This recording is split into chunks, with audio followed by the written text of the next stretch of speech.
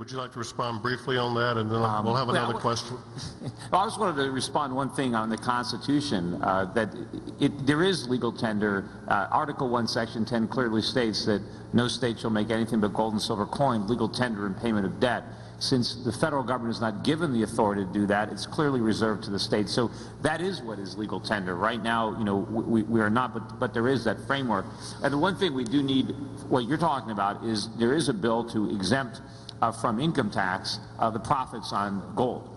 And that's, if we do that, then we do give individuals a choice to use gold and transact in gold and not hold Federal Reserve notes. Right now they can't do that because every time they buy something, they generate a taxable event.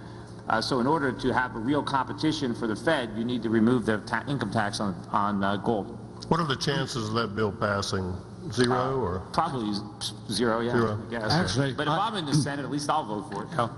Go ahead, Richard. In 1981, I did a piece in the Wall Street Journal advocating we remove the capital gains tax from any trading in commodities. This is a zero-sum game. The government doesn't get any benefit from it anyway. And Peter's absolutely right. You need to remove that to have trading in gold. You can make gold contracts with each other now or anything else. And of course, it will enforce the contract. But you're right, you have to pay the capital gains tax, or often it can be a capital loss also. Okay, Jerry? The idea of a capital gains tax per se is wrong, and we shouldn't have taxes based on changes in the valuation of asset, part of people's wealth. We just need to get rid of the whole idea of capital gains taxes. I have a question. Should we consider competing currencies? Like I work in Switzerland, and in the major cities, you can buy or sell. You know, you can buy anything with euros, which may be facing what we're going to be facing soon, or Swiss francs, and it works very well over there. It's all computerized. You get your change back in francs, but you can use euros. What about something like that here in the U.S.? Rick, you have a point? Yeah, that's sort of a early version of what I'm talking about. Just let the market decide what money they want to use. It's like, you know, to say that we need to have money that's denominated in gold or silver, whatever, or something else. To me, greatly simplifies what the market would actually come up with. It's sort of like asking, you know, well, what kind of fruit should we have? Should we have apples or oranges or grapefruits? Well, markets have figured out that people like all those things. And so it presents all of those things to the consumer, and the consumer chooses.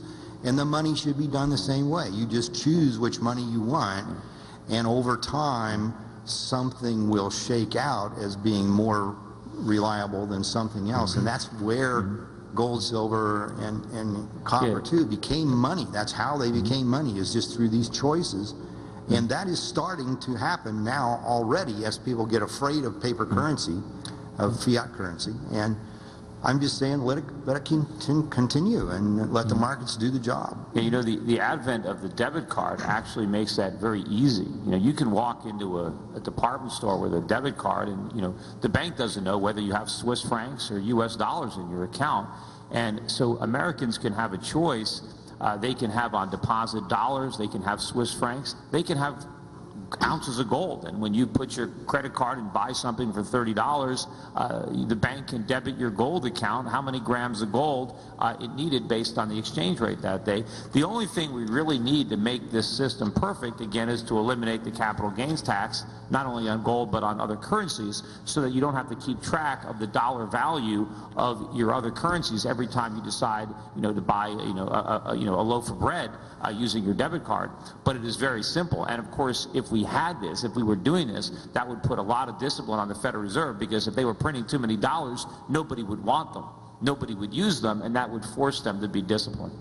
You have to go beyond just the removal of the capital gains tax. And obviously, I totally agree with Jerry. I think all of us agree capital gains tax is a horrible tax. We need to get rid of it. But we also have now the big problem of all the legal tender anti-money laundering laws. And we've had some of these experiments. And one of the most notable ones was Doug Jackson doing e-gold. Maybe some of you were involved in that.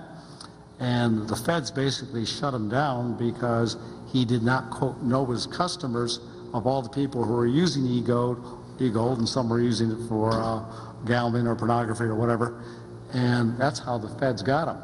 So even if you want to do your nice little monetary experiment, even if you got rid of the capital gains tax, the government still has all these other things which they don't really want you doing exchanges, even if you're doing it in old cars or whatever standard you have.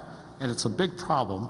And those of us who believe in liberty need to fight more to get rid of a lot of this nonsense. It's a huge problem. I own a broker-dealer. I can attest to that. Yeah, this is a very important issue.